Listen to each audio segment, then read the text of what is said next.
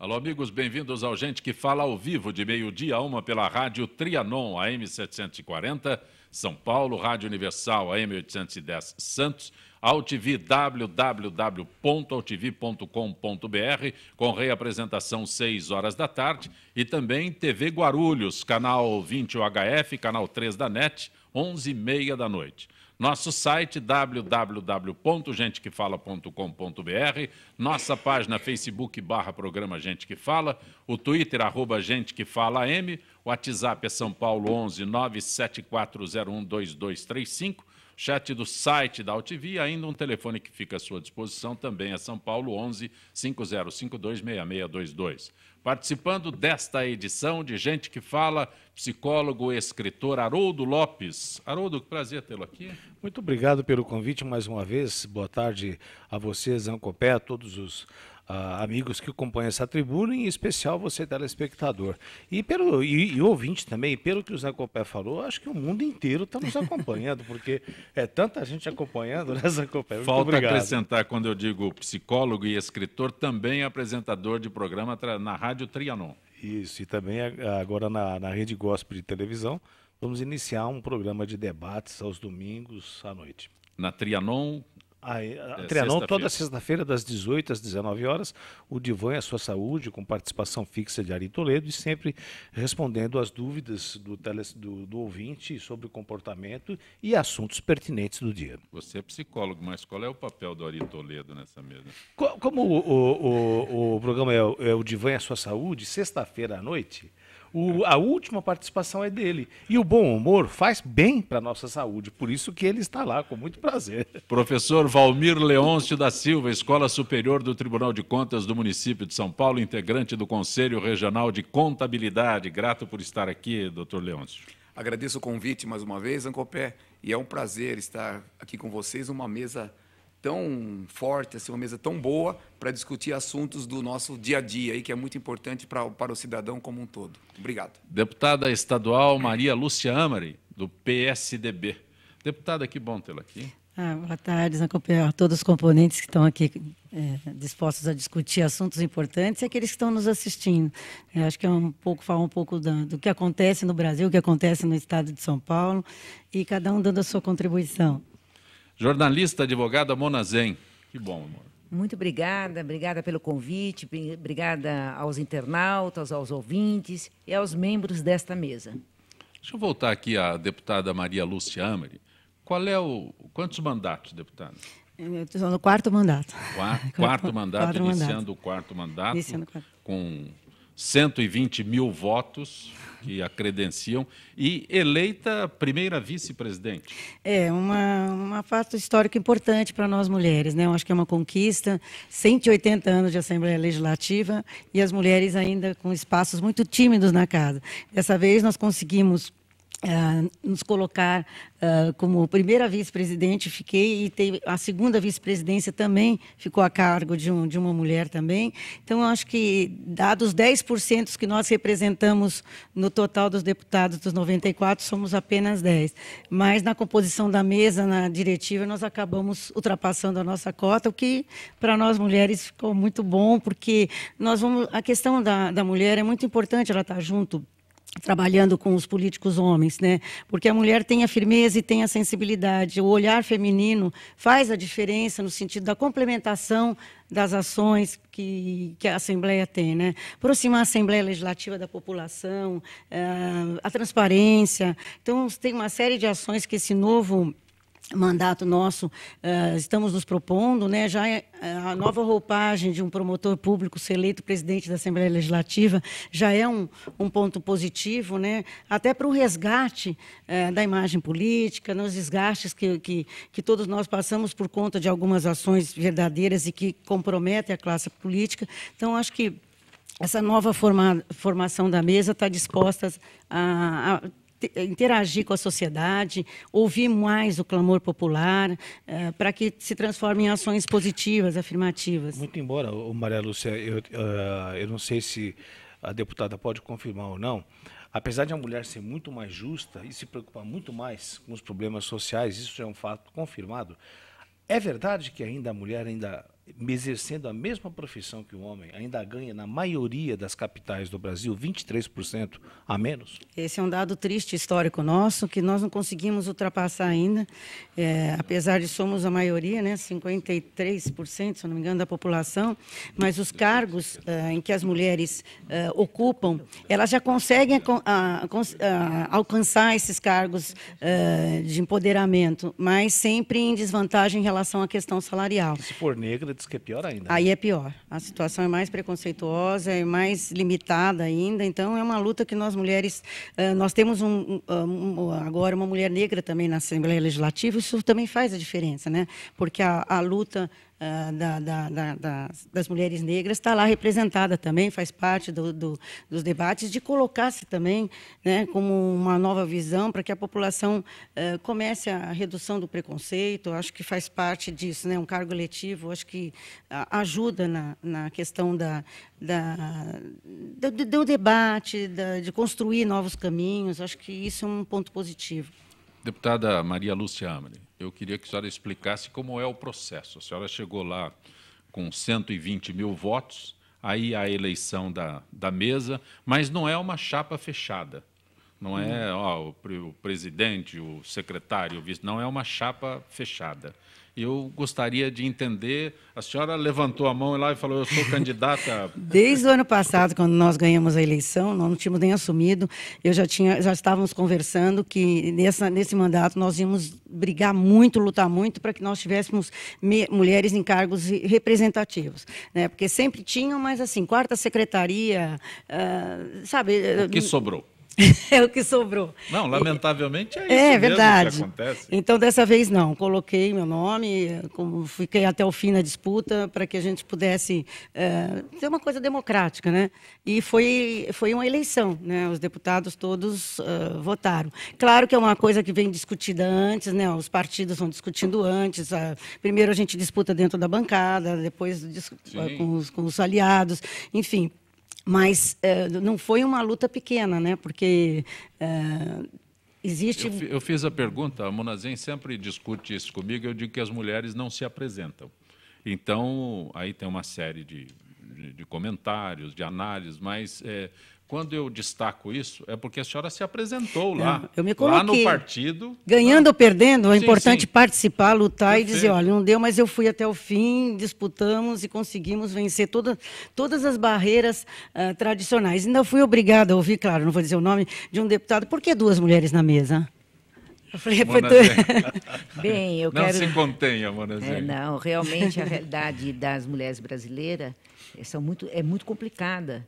É muito difícil para chegar a um posto como esse, que a deputada Amari chegou, é indescritível o que essas mulheres passam para conseguir chegar a esse espaço. É muito difícil, porque há um grande preconceito na sociedade brasileira em relação às mulheres na política. Ainda acho que política não é para mulher. E nós sempre colocamos que a política do P maiúsculo é sim para a mulher. A política da transformação, da ética, da participação, da transparência. Portanto, eu quero parabenizar a senhora deputada Amari, Maria Lúcia Amari, e dizer que na Câmara Federal também, depois de um século, nós conseguimos aprovar uma PEC de autoria da deputada federal Luísa Erundina, que garante a presença de uma mulher na mesa diretora.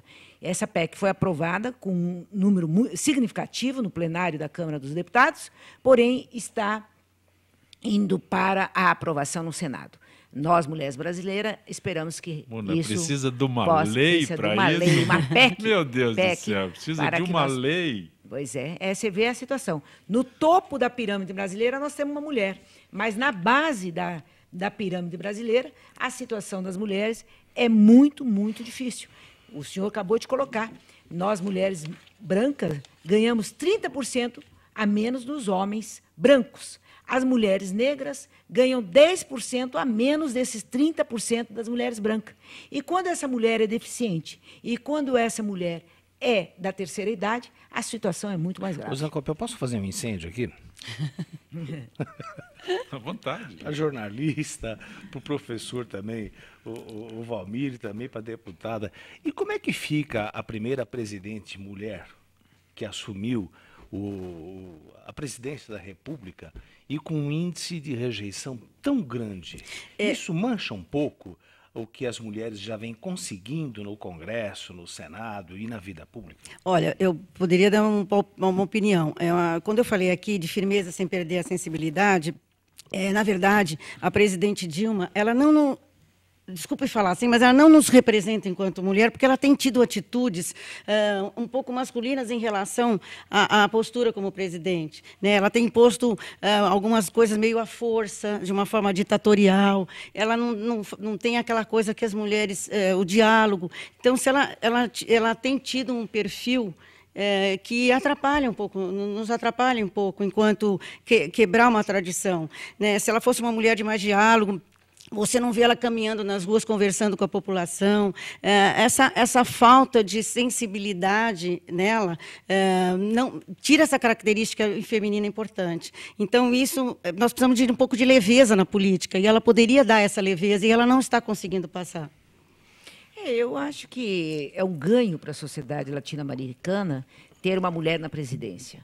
Rompe um forte preconceito histórico, secular nas sociedades latino-americanas, a questão da mulher na política. Não é à toa que nós temos, graças a Deus, nós temos na Argentina uma mulher, no Chile outra mulher, aqui no Brasil, pela segunda vez, uma mulher.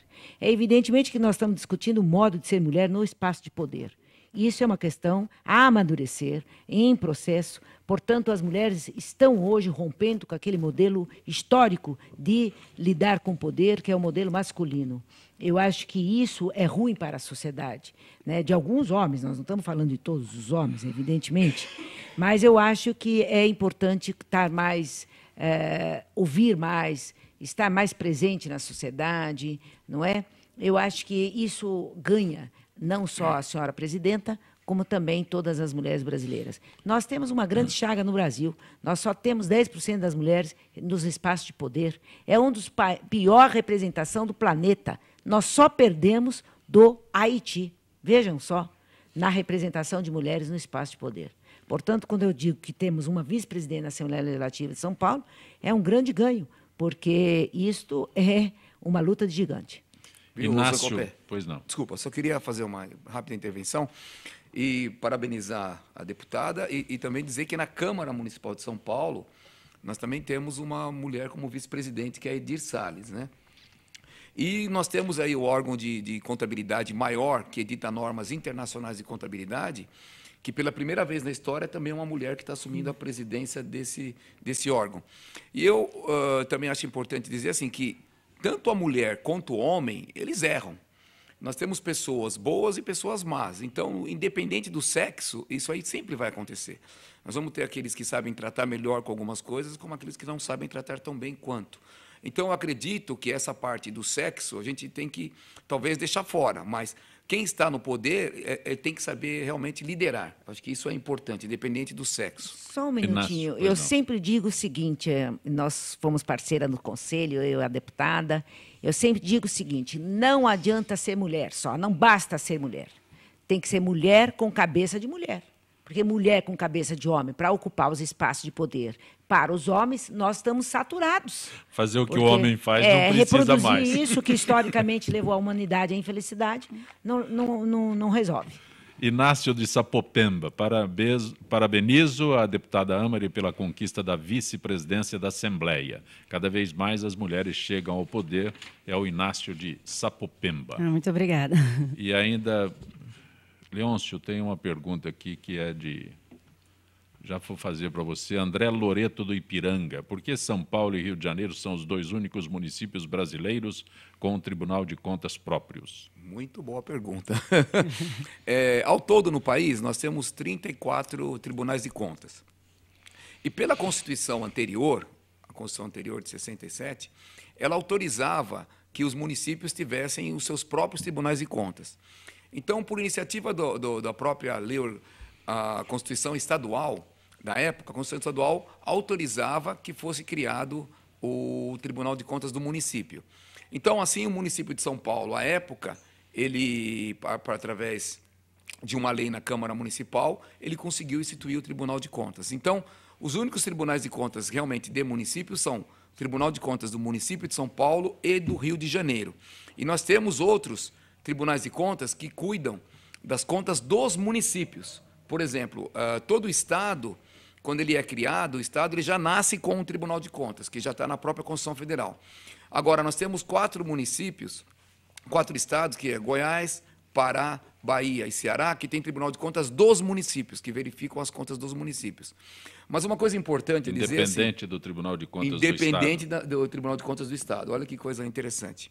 Mas a Constituição atual, lá no artigo 29, ela veda a criação de novos conselhos ou tribunais de contas municipais. Quer dizer, então, por esse motivo, a partir de 88, não pode ser criado mais tribunais de contas no país.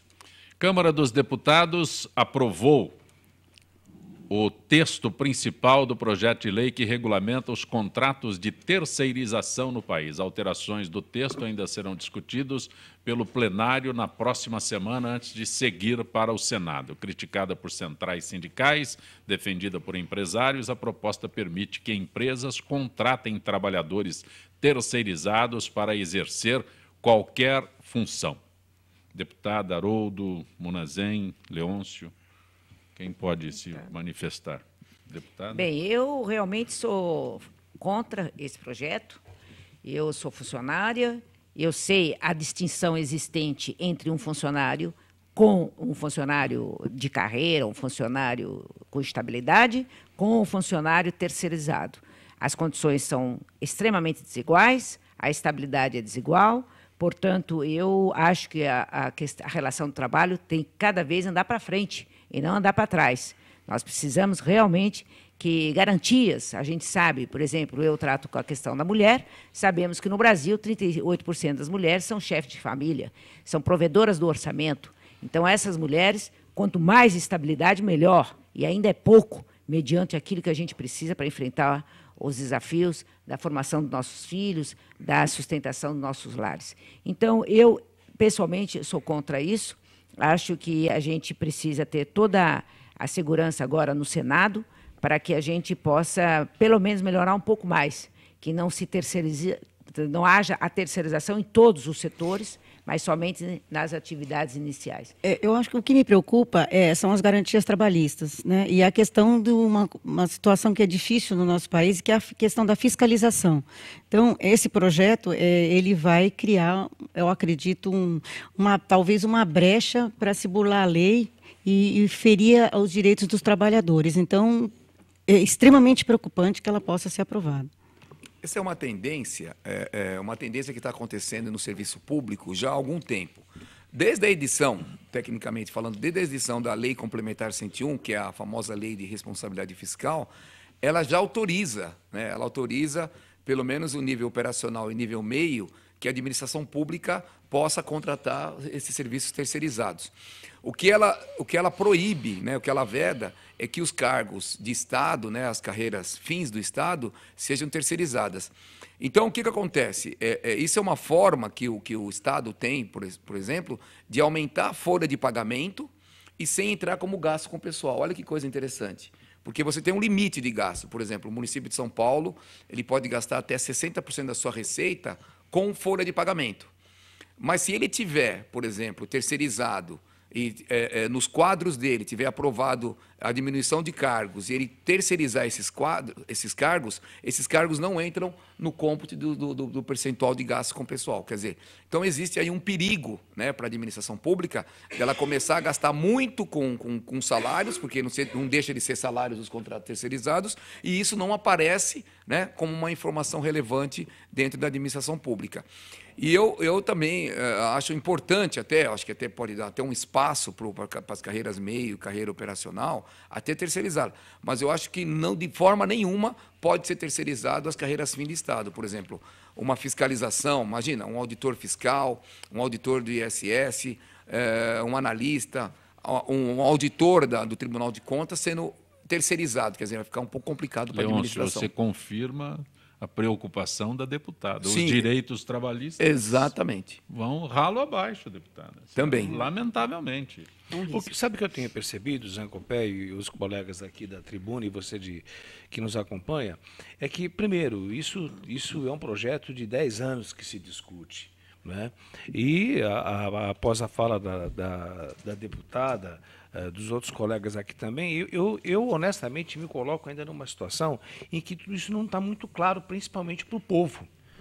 né? Porque o empresariado diz que, olha, isso vai beneficiar principalmente aquelas pessoas que trabalham na informalidade. O empresariado já terceiriza há muito tempo. Já a CUT, outras centrais, dizendo que não, que vai existir um prejuízo em relação aos benefícios aos empregados. Então, eu acho que, em primeiro lugar, deveria ficar muito claro, porque eu sinto que a população não entendeu direito, assim como eu também assumo que tenho uma série de dúvidas em relação a isso. Entendeu? E acho que isso deve ser mais aprofundado, discutido com a população.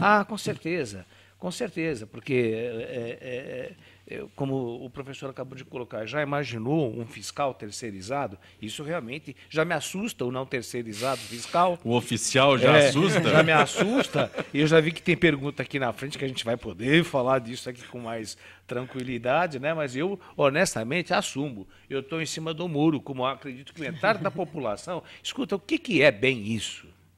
O Jaime do Jardim Bonfilholi pergunta para a Munazem, e ela acabou de se manifestar sobre essa terceirização no Congresso. O Pedro de Santa Catarina, doutor Haroldo, como é trabalhar com Sônia Abrão? Ela é muito sensacionalista no programa dela? Pergunta o Pedro de Santa Catarina. É gente boa, não pertenço mais ao programa, saí por motivos que não vem ao caso agora, me desculpe. Mas é gente boa, que tem suas qualidades, seus defeitos, e está aí, uma pessoa de sucesso. Muito sucesso, muito, muito. Haroldo, como psicólogo, pergunta sobre o piloto que bateu o avião, não o helicóptero, né? O piloto alemão que caiu, né? Derrubou o avião. Olha, eu acho essa... Laura daqui da Santa Cruz. Laura, ótima a sua pergunta, porque dá oportunidade para falar rapidamente sobre depressão, porque todo mundo, num primeiro momento, colocou o piloto como um deprimido. E eu fiquei preocupado, porque e as outras pessoas, aliás, quem for a uma farmácia vai perceber que um dos medicamentos que mais sai são os antidepressivos. Calcula-se que mais de 10% da humanidade sofre de depressão. Então, penso eu que num primeiro momento os deprimidos ficaram assim, meu Deus do céu, será que eu também derrubo um avião?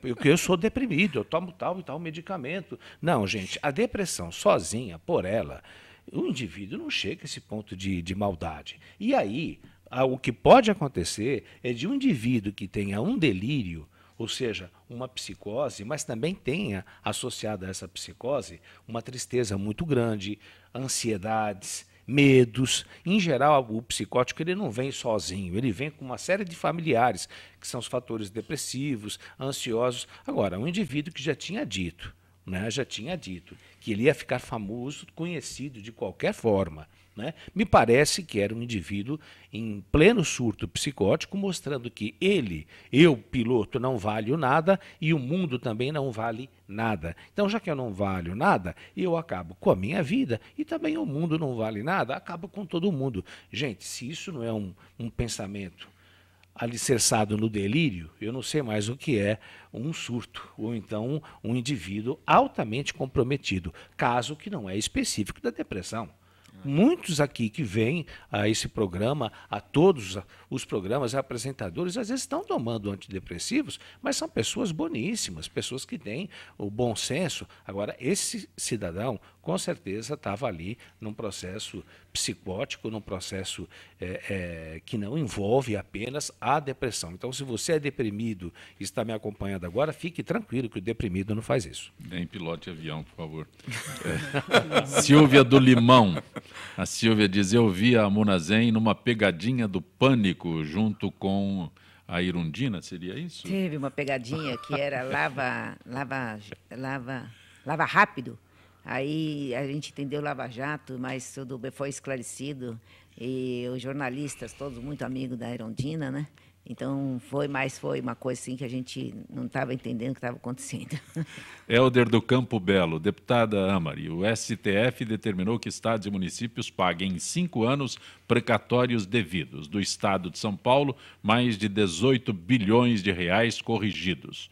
Como foi possível chegar a uma dívida desse montante? Lembrando que o PSDB é governo há 20 anos, afirma Hélder do Campo Belo. Tem dívidas de 30 anos, né, ou mais, são coisas muito antigas, né, e realmente esse é um problema, porque chegou num determinado momento que se priorizaria as pessoas de uma faixa etária e pelo que nós estamos acompanhando não vem sendo cumprido, né, então é uma situação, os estados estão com dívidas muito grandes e não se consegue nunca chegar em atualizar. Acho que a última, acho que está em 2003, se eu não me engano. Exatamente. 2003. Você sabe uma coisa que eu acho interessante? É que a Constituição Federal ela tem um artigo exclusivo tratando a respeito de precatórios, que ela diz o seguinte, que a administração pública, ao saber do valor que tem que pagar de precatório, ela é obrigada a incluir esses valores no orçamento e pagá-los até 31 de dezembro do ano seguinte.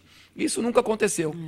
O que eu percebo, eu também posso falar isso, porque eu tenho 3 precatórios lá para receber também, é o seguinte, é que o Estado, às vezes, ele assume uma responsabilidade de uma desapropriação, ou não dá um aumento devido ao funcionário, tudo mais, e simplesmente vai para a Justiça, e isso passa anos rolando, a pessoa não recebe o valor, e quando sai a decisão judicial do STF, porque o Estado ele é obrigado a recorrer o que a gente chama de ofício, né? Se ele perde em primeira instância, vai para a segunda, se perde na segunda, vai para o Supremo Tribunal Federal. Então, isso aí vai rolando anos e anos, e quando o funcionário vai receber, ele também não paga. Se fosse uma empresa, ela com certeza sofreria uma intervenção, fecharia a empresa. Agora, com o Estado não acontece nada, infelizmente. Então, é uma questão de compromisso político mesmo. É de definição de prioridades. É lamentável essa questão dos precatórios, porque na hora do discurso político eleitoral, ele está sempre presente com o compromisso de pagar os precatórios. E há muitas pessoas que já morreram, os precatórios ainda não foram executados. Então, isso é lamentável. Há trabalhadores que aguardam na pior fase da sua vida, que é a terceira idade, com dificuldades reais, dificuldades de saúde, dificuldade financeira, e o precatório não sai. E quando sai, essa pessoa já não está mais entre nós. Então, eu acho que isso é uma questão de prioridade. Para pagar outras coisas, tem, mas para pagar precatório, não tem. E desculpe, eu gostaria de também fazer uma colocação, porque quando a gente fala, por exemplo, na minha área de perversão, as pessoas sempre imaginam alguma maldade como um crime. Aliás, quando falamos de mulheres, as mulheres também que são assassinadas nesse país não é brincadeira. Mas que soubessem também que esse tipo de atitude, como a doutora colocou com muita propriedade, ela também não deixa de ser uma perversão. Com certeza. Entendeu? Porque o perverso, ele não se coloca muito no lugar do outro. Por isso que ele é um pervertido. Só ele tem sentimentos, só ele tem prioridades. Né? E o que a doutora colocou, veja que absurdo o indivíduo chegar a falecer e não receber algo que mereceria Sim. em vida. Né? Se isso não é uma atitude perversa, eu não sei mais o que é. E outra, se formos levar isso ali na risca, o que vamos encontrar de pessoas, de pessoas perversas no Congresso, no Senado, pessoas que poderiam modificar Código Penal, que, gente, 50 mil homicídios por ano e ninguém se faz nada. Nós somos vítimas da violência e os violentos estão soltos. Então, quem pode mudar e não muda, para mim é perverso. E Haroldo, eu acho que é o que você... Desculpe, Zacopé, é isso mesmo. Eu acho que a sociedade tem que resgatar o sentimento da compaixão, o sentimento da misericórdia. Você tem que entender essas coisas. Você se vê o outro. Você já pensou uma pessoa que trabalhou a vida inteira, no fim da vida ela tem o que receber e ela não recebe porque outras prioridades se dão? O Leôncio está se imaginando lá na frente, idoso sem receber. E o pior, você tem que negociar o valor que você tem que receber. Para poder receber, você tem que negociar o valor. Monazem, também tem isso. Vejam que quando você sai do Brasil, a gente até se assusta, por exemplo, você vai aos Estados Unidos, em cada esquina, casa, tudo existe a bandeira dos Estados Unidos, existe um patriotismo. Aqui, nós chegamos a um ponto de tal decepção que a bandeira brasileira só é erguida nos estádios de futebol e olhe lá. Depois desse 7-1, não sei se vai se levantar. O espaço ainda. Agora para as dicas da AFIPESP sobre o Dia Mundial do Câncer celebrado ontem em todo o mundo. Gisele Souza, boa tarde, Gisele. Boa tarde, Zancopé. Meu boa tarde aos debatedores e aos ouvintes do Gente que Fala. O Dia Mundial de Combate ao Câncer, data tem como objetivo chamar a atenção de líderes políticos e toda a sociedade para o crescimento dos índices da doença, que, segundo o IBGE, tem avançado muito nas últimas décadas. De acordo com o Instituto Nacional do Câncer, cerca de 80%, 90% de todos os casos da doença estão associados a fatores externos, alguns deles bem conhecidos como tabagismo, exposição excessiva ao sol, hábitos alimentares, entre outros. Gisele, falando em fatores externos, alguma indicação de ajuda para quem quer largar o vício do cigarro? Então, Zancopé, o Grupo de Apoio ao Tabagista, GAT, do Hospital AC Camargo, auxilia as pessoas que assumem o compromisso de abandonar o cigarro.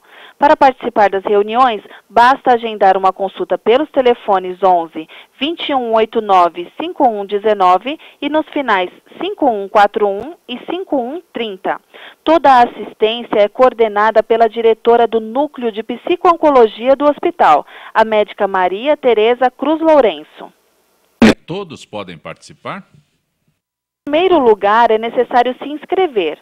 O atendimento passa por uma avaliação realizada pela equipe de psiquiatria e só depois é estabelecida a melhor opção de tratamento para aquele indivíduo. A pessoa é avaliada em relação ao nível de dependência de nicotina, ao número de tentativas anteriores para deixar o cigarro, a presença de morbilidade e a necessidade ou não de terapia medicamentosa. Ela passa também por uma avaliação no núcleo de tórax, onde é submetida à identificação de patologias pulmonares, incluindo o câncer de pulmão. E depois dessa triagem, já se pode iniciar o tratamento? Após a realização dessas avaliações, é encaminhado a um grupo que se reúne semanalmente. Os encontros têm a duração de 90 minutos e são realizados por 5 semanas consecutivas. No grupo, estratégias para deixar de fumar são discutidas, assim como abordados os temas que envolvem os benefícios de deixar o cigarro. Em um ambiente cujo os participantes têm a oportunidade de trocar experiências e tirar as suas dúvidas com os profissionais especializados. Estamos falando de tabagismo. Depois de ficar livre do vício, quanto tempo é possível se perceber melhoras? Segundo a American Cancer Society, os benefícios para quem deixa de fumar são muitos. 20 minutos sem fumar diminui a frequência dos batimentos cardíacos e a pressão arterial. A temperatura dos pés e das mãos se elevam. 2 semanas a 3 meses, a função pulmonar e a circulação sanguínea melhoram. Em 5 anos, a redução dos riscos de desenvolver câncer de boca, garganta, esôfago e bexiga. E 20 anos, o risco de desenvolver câncer de pulmão passa a ser próximo ao de uma pessoa que nunca fumou. O grupo de apoio ao tabagista do Hospital AC Camargo fica na rua Professor Antônio Prudente, 211, Liberdade, São Paulo, capital. Agradeço a Gisele Souza, que é do setor de eventos da FIPESP, participando mais uma vez do nosso Gente que Fala. Gisele, muito grato, uma boa tarde. Boa tarde, Zancopé, e boa tarde a todos os ouvintes do Gente que Fala. Retornaremos em instantes com o Gente que Fala.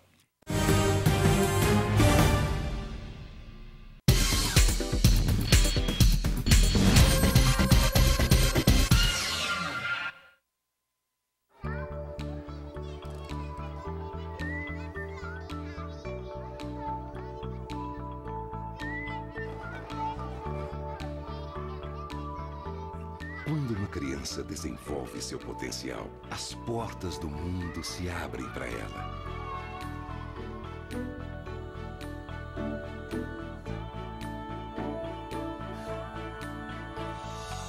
As possibilidades são infinitas e ela começa a construir o mundo em que quer viver. Ela aprende que pode transformar vidas, começando pela própria. E acreditar que o impossível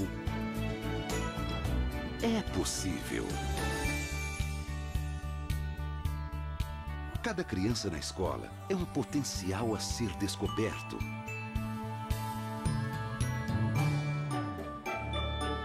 Potencial de realizar sonhos. não importa o tamanho.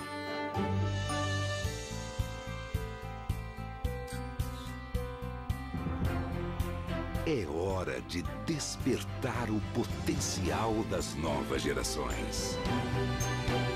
As crianças são o futuro. A educação é o presente.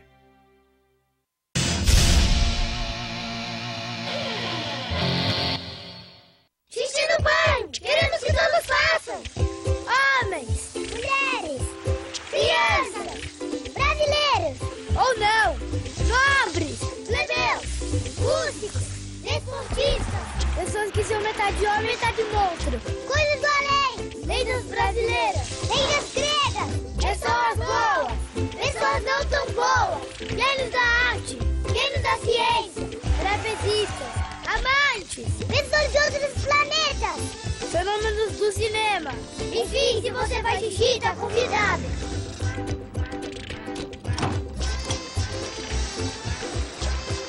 Faça xixi no banho. Ajude a Mata Atlântica.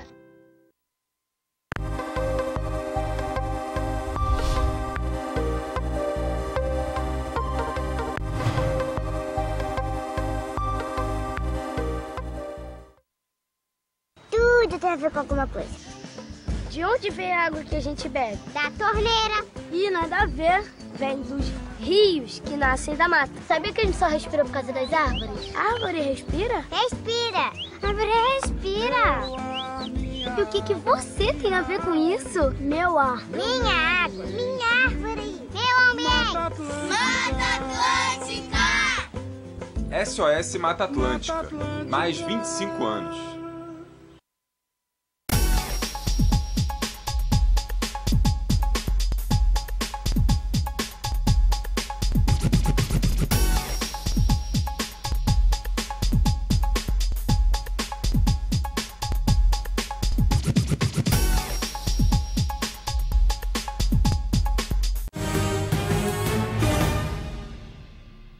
Você está acompanhando Gente que Fala pela Rádio Trianon, AM 740 São Paulo, Rádio Universal, AM 810 Santos, AltV, www.altv.com.br, com reapresentação 6 horas da tarde, e também TV Guarulhos, canal 20 UHF, canal 3 da NET, 11h30 da noite. Conosco hoje o psicólogo Haroldo Lopes, a deputada estadual Maria Lúcia Amari, filiada ao PSDB, a jornalista Muna Zen e o professor Valmir Leôncio da Silva. Eu tenho aqui a nova contabilidade aplicada ao setor público, de autoria do professor Valmir Leôncio. Já está em segunda edição? Já está na terceira? Terceira edição. Este é o exemplar da segunda edição, mas já está... E está preparando um novo já? Já temos, porque teve algumas alterações nas normas internacionais e eu estou preparando agora, deve sair até o meio do ano a 4ª edição. E como tem acesso a essa nova contabilidade aplicada ao setor público? Olha, Zancopé, esse livro, para você ter uma ideia... É um livro técnico. Só é superado pela Bíblia. A Bíblia que vende mais que ele. Ele vem em segundo lugar. Não é brincadeira. É um livro técnico, é um livro que deve ser usado aí porque nós estamos numa convergência internacional, até em função da transparência das contas públicas, né? Acho que é um assunto que vai sendo debatido hoje também. E a contabilidade ela tem uma função muito importante na transparência das contas públicas, né? E é exatamente isso que fala o livro, como que a administração pública deve agir perante as normas internacionais de contabilidade que estão mudando, de certa forma, o país, aqui o Brasil. Professor Valmir, desculpe, Zancopé, o professor já fez uma doação para a Petrobras, para a gerência? Tarde demais. Não dá mais tempo, né, professor? Não. Já é complicado, mas acho que ainda pode servir para o futuro, né? Que a Petrobras não vai acabar hoje, a Petrobras ainda vai continuar durante muitos anos. Então, para evitar um problema possível, o futuro, acho que é importante, sim, eles terem um livro. Setor público, Petrobras é não, privado. Mas ajuda. Não, a Sociedade de Economia Mista, ela pertence ao setor público. Sim, mas acreditaram muito no setor privado. Porque tem gente que está triste, tem gente que está com vergonha. Então era bom dar uma lidinha no seu livro, né? Pedro Alves, esse projeto de lei de terceirização é um retrocesso ao trabalhador, tanto suor e sangue derramado para que a CLT fosse instituída e agora dá nisso. Especialmente em um ano de recessão, arroxo salarial, a coisa está preta. Não preciso ser vidente para prever o caos. Coitado do trabalhador, diz o Pedro Alves. Doutor Haroldo, eu acompanho a programação da UTV há muito tempo. O senhor apresentava com o doutor Carbone um programa. Sinto sua falta. Vai voltar? Janice Fonseca, da Vila Maria. Ó, Janice, eu já voltei, estou aqui, olha. Já voltei, estou aqui, com muito prazer, e também estou amanhã às 18 horas na Rádio Trianon, com o programa Divan sobre Saúde, e vou estrear agora também na televisão, mediando um programa na Rede Gospel de televisão. Mas eu vou comunicando, porque eu vou voltar aqui mais vezes aqui ao Gente que Fala, né, Zenilda, né, o Zancopé, então a gente vai atualizando aí. Muito obrigado pelo seu carinho, viu? Zé Carlos da Praia Grande. Monazen, cadê o AltV Mulher? Programa da AltV. Faz tempo que não vejo, deveria voltar ao ar. Né? Muito obrigada a todos, lógico, os internautas que sustentaram o programa por 11 anos aqui na AltV. É uma honra ter trabalhado aqui na AltV e continuo trabalhando na AltV. E como militante, isso é bom falar para todos os internautas, não é? Porque... E eu acabei de conversar com o presidente da UTV e ele realmente, a pedido, inclusive, de muitos internautas, para que o programa ficasse no ar. Então, nós estamos realmente conversando para ver a melhor forma para chegar a ter um programa à altura do desafio desse século, à altura do desafio dessa causa que é a emancipação das mulheres. Vou repassar para o Luquete a mensagem. Muito obrigada. Deputada Maria Lúcia Amarim, quando a senhora fala que o Estado de São Paulo tem dívidas de precatórios de 30 anos, é importante lembrar que era o governo Montoro que também não pagava precatórios alimentares e foi um dos fundadores do PSDB. É o Juscelino que se manifesta. Aí não tem um culpado exclusivo. Isso é uma questão em todos os estados brasileiros, lamentavelmente. Acho que nenhum governante quer fazer disso uma meta sua. São situações que vão vindo e que vão se somando e que já vêm de muitos anos atrás, né? Não é uma situação nacional. Todos os estados brasileiros estão na mesma situação. Mas também não é um pouco de... Honestamente, não é um pouco de um certo egoísmo? Quer dizer que como a dívida não foi feita por mim, eu assumo e foi feito pelo outro, então vai deixando. Ou seja, vai virando uma bola de neve e o pobre do contribuinte, o pobre do cidadão, como é que fica? Precisava ser considerado como uma prioridade, né? Pelos mesmos argumentos que a Muna falou, né? Que são pessoas que acabam morrendo e não recebendo, né? Então, é uma situação... Vira até uma situação social. Né? A jurídica vira social. O Cícero, de Itapevi, ele pergunta diretamente à senhora... até onde é verdade que o governo Dilma está na UTI tomando soro na jugular? Essa é uma situação que está todo mundo vendo o que está acontecendo, né? O país está numa situação extremamente complicada, do seu ponto de vista de crise de ética, crise política, crise econômica. Então, realmente, não é ser alarmista, mas a situação é... E o estresse também emagrece, viu, mestre? Não é só dieta, não. Tem gente pensando que tem muita gente lá em cima do Planalto emagrecendo porque está fazendo dieta. Eu acho que está emagrecendo porque não está dormindo bem. Eu vou colocar direto o assunto para vocês que estão aqui na mesa sobre a comissão especial que debaterá a redução da maioridade penal e que foi instalada esta comissão ontem, deputada. Nós também estamos discutindo na Assembleia Legislativa, né, que nós também temos, dentro da Assembleia Legislativa de São Paulo, também tem 2 ex-coronéis, né, ex não, né, porque coronel para sempre, e também um delegado de Polícia Civil. Né, e estamos discutindo, criou-se uma comissão também aqui para discutir essa questão, embora sejam uma questão de legislação federal, mas é uma discussão que toda a sociedade deve fazer. Então, fora a discussão dentro da Assembleia, eu acho que cada bancada vai discutir também, cada partido vai discutir. Essa é uma questão extremamente importante. Nós estamos vivendo num índice de violência muito grande e é um momento em de tomar algumas medidas, né? E nós só temos que tomar cuidado para que essas medidas não passem do ponto da necessidade da sociedade. Agora, Zancopé, eu acho que é o seguinte... reduzir para 16 anos, quem está idealizando que isso vai reduzir realmente a violência, me desculpe, eu não acredito, porque vai se usar o garoto de 15 e o garoto de 14. Agora, que eu sou a favor, eu sou, porque eu acho que com 16 anos, o indivíduo já sabe o que está fazendo.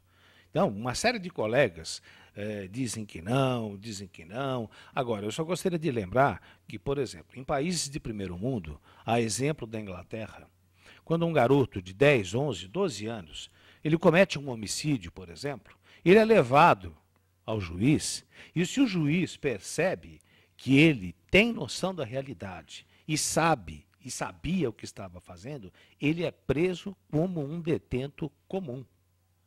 Então, e isso não é, isso estou dizendo da Inglaterra, são diversos outros países que não existe essa história de vamos estabelecer uma idade. A partir de que momento você responde? Não, eu acho que deveria ser diferente. A partir do momento que você tem consciência, você tem noção de realidade e você sabe o que é certo e errado, e isso não precisa ser um especialista em comportamento para responder, eu acho que o indivíduo já deveria responder. Porque nós somos vítimas desse monte de pivete aí com 18, 16, 15 anos, que, aliás, são os mais perigosos.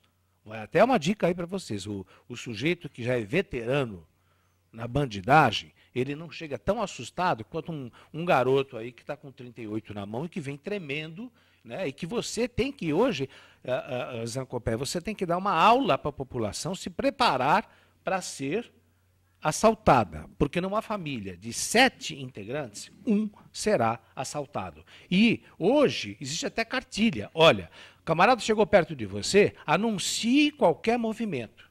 Você tem que anunciar qualquer movimento, evite olhar na cara desse cidadão. Então, olha só que psicologia do contrário. Nós temos que preparar o cidadão para não morrer, preparar o cidadão para que não tome um tiro. Né? E o que acontece? O garoto, como se não fosse a pressão popular, lá o Champinha, já estaria na rua há muito tempo. Estuprou, foi um horror que fez com a menina, né? Já estaria nas ruas. E é o que acontece. Hoje em dia, você mata e você tem 15 anos, você vai ficar só 3 anos depois, você volta e ainda como réu primário. Bem, eu sou da seguinte posição. A redução não resolve o problema. Eu acho que a gente tem que realmente chegar no âmago do problema. O âmago do problema é prevenção, é escola. Criança que passa por escola, criança que tem família, criança que é acolhida, criança que é respeitada, que é amada. Veja os filhos da deputada, veja os seus filhos, o seu filho, não é? Então, o filho que tem oportunidade não vai para o crime. E crime é prevenção, e crime é inteligência. Esse país precisa colocar inteligência para chegar antes do crime. Agora, quando não existem esses pais, como a senhora falou, segundo, o Estado é responsável. O Estado tem que assumir. Eu sou do tempo de que, quando eu morava numa vila, no Tucuruvi, e quando uma criança, estava em algum lugar, qualquer pessoa daquela vila avisava, olha, seu Tufio, acabei de ver sua filha ali, entendeu? Era uma ação solidária, era uma ação de cuidar, de prevenir, não é? Então, você tinha não só a fala da família, como também a ação da sociedade. Hoje, se inverteu essas coisas, se perderam essas coisas. Então, eu acho que, com essa discussão, nós temos que abaixar muito a temperatura. A gente sabe que a criança que faz esse crime não é 1% que comete esses crimes bárbaros, até crimes patológicos, que já é uma outra discussão. Né? O Chapinha é uma outra discussão, não é? E nós temos o ECA. Mas também não pode ficar na rua, né, não pode. Doutora? Se tem o ECA, vamos discutir dentro das luzes do ECA e vamos, se for o caso, até ampliar o tempo da criança na internação. Agora, a redução em si, já pesquisas internacionais, ela não resolve. Indo nessa linha, né, de vocês estão falando aqui, eu também entendo que a redução por si só não é um instrumento adequado. Até porque, se você pegar qual é o papel da cadeia, por exemplo, seria ressocializar essa pessoa. Será que a cadeia hoje, mesmo um jovem de 16 anos, de 15, 14, sei lá, se ele entrar no sistema prisional, ele vai sair de lá ressocializado, ele vai sair de lá em condições de enfrentar, de ser um cidadão? Dificilmente que não. Então, o que acontece? Eu acho que nós estamos tendo uma degradação do Estado Então, realmente, isso está em políticas públicas, voltadas para a educação, voltada para a saúde, voltada para o bem-estar do cidadão. Se você tiver realmente uma educação adequada para essas pessoas e escola adequada, realmente eles vão ser um cidadão, com certeza, de direito. O governador Geraldo Alckmin entregou no Senado, na Câmara, um tempo atrás, acho que o ano passado, uma proposta que eu acho que fica no meio do caminho, que é o seguinte: o menor de idade ele é condenado a X anos, e quando chega nos 18 anos, aí ele vai para um outro presídio, para um presídio comum, né? Então, ele não fica como acabou o Haroldo de falar, quer dizer, ele chegou a 18 anos, ele vai para a rua e zera a ficha criminal dele. Então, essa proposta não reduz a maioridade, mas aumenta a pena, e ele cumpre na unidade de menor, e essa pena continua a ser cumprida quando ele completar a maioridade num presídio comum.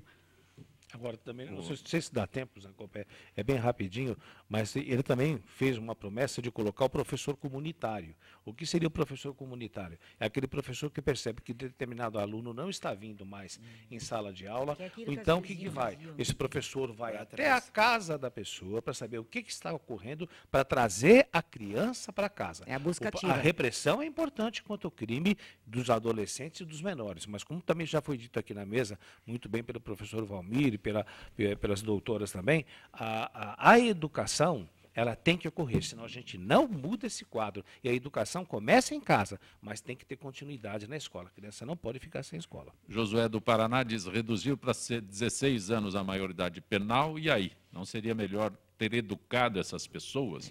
Tem molecada que acha bacana aos 14 anos ser bandido, diz o Josué do Paraná. Deputada Amari, Laurir, questão da água em São Paulo está amenizada? Pelo que nós estamos acompanhando, sim, está controlada. Professor Valmir, 1 minuto para dizer por que a transparência não impede a corrupção no Brasil. Transparência é a lei da responsabilidade fiscal que foi implantada. Infelizmente, a legislação nós temos bastante. Nós temos lei de licitação em contratos, nós temos lei de improbidade administrativa, lei de responsabilidade fiscal, lei de normas de contabilidade, quer dizer, nós temos aí, como dizem os juristas, um cipoal de legislação para coibir a corrupção. Só que a corrupção ela acontece embaixo, né? Então, você não consegue detectar a corrupção. Haja vista os casos que estão acontecendo agora, que está sendo falado a respeito da Petrobras. Quer dizer, são coisas que são faladas pelos bastidores e acontecem. Quer dizer, então, nenhum tipo de instrumento, né, vai ser capaz de pegar esse tipo de corrupção. O papel da contabilidade é mostrar, por exemplo, o que acontece na administração pública com transparência, ou seja, trazer aquilo que a administração pública publica, aquilo que ela faz. Eu acho que é um papel importante porque o cidadão acompanhar a evolução da administração pública, mas ela não consegue, infelizmente, não temos instrumentos suficientes, por isso só a polícia mesmo, para encontrar o que vai debaixo do tapete. Isso é a grande complicação que acontece, Zancopé. A norma fala sobre o incêndio em Santos, que não para. Aliás, o professor Estélio, quando esteve aqui na segunda-feira, deu uma aula sobre esses depósitos de combustíveis e explicou que o incêndio não seria apagado pelas condições que nós temos lá naquele depósito todo, e como ele informou, continua a acontecer exatamente isso. Haroldo Lopes, foi muito bom tê-lo aqui no nosso Gente que Fala, confirmando amanhã, 6 horas da tarde, na Rádio Trianon. Isso, amanhã às 18 horas, ao vivo na Rádio Trianon. E também aqui, o que eu vou dizer reflete o meu pensamento, não o pensamento dos integrantes da mesa e nem da emissora. Aguardo você domingo na Avenida Paulista. Estarei no caminhão de som Revoltados Online. Até domingo, se Deus quiser. Professor Leôncio, repete para a gente como se tem acesso à nova contabilidade aplicada ao setor público. Esse livro ele é da editora Atlas e está em todas as livrarias, né? Principalmente na Livraria Cultura e nas livrarias Saraivas de todo o país. Grato por ter vindo ao Gente que Fala. Muito obrigado, eu agradeço mais uma vez o convite e me coloco à disposição sempre que for necessário, Zancopé. E eu agradeço também aos componentes da mesa e você, internauta, que participou com a gente e também aquele que ouviu no rádio essas discussões que eu acho que são importantes para todos nós. Muito obrigado. Munazen, bom matar a saudade de você. Obrigada, igualmente, meu amigo. Eu agradeço demais ter participado dessa mesa tão honrosa. E a você, internauta e ouvinte da Rádio Trianon. Deputada Maria Lúcia Amari, parabéns agora com toda a tranquilidade. Parabéns pela segunda vice-presidência na Assembleia Legislativa. Muito obrigada. Precisa ter coragem. Vai entrar na política, se você não tiver coragem, volta para casa. Mas, de qualquer forma, muito obrigado pelo convite. Agradecer também a Zenilda, vocês que ajudaram a participar desse debate. Acho que sempre a gente sai com alguma coisa acrescentada, né? Minha querida amiga Muna, de longa data, né? Nós sempre discutindo os mesmos temas, tentando defender sempre a posição das mulheres. E que todos que estão nos assistindo, nos ouvindo, muito obrigada. Hoje, 14h30 na UTV, o Ed News, com a apresentação do Toninho Rosa, tudo sobre o mundo da publicidade. O convidado de hoje, José Eustáquio, que é o CEO da agência Talent. Ad News, hoje, 2h30 aqui na TV, na UTV, e 19h30, Opinião Tricolor, com o... Repete. O Porte. E o Carlos Porte e Arthur Endler. Gêmeos Eduardo, aniversariando o dia, nos socorrendo aqui. Gente que fala tem na direção-geral o jornalista Fausto Camunha, a diretora de produção é Zenilda Salvato, mais uma vez na agenda de caras. Redação Pedro Esquiavão, na pauta José Carlos Sicarelli, produção cultural Ricardo Godoy, na rádio Trianon, Neildo Neres, Cléo Rodrigues, Ricardo Valim, Benebenê, na direção da UTV Alberto Luquete, na técnica o aniversariante Demes Eduardo, Marcelo Fontan, Iago Matsumoto, Sérgio Oliveira, Arthur Endler. Estaremos de volta amanhã, meio-dia. Gratos, até lá.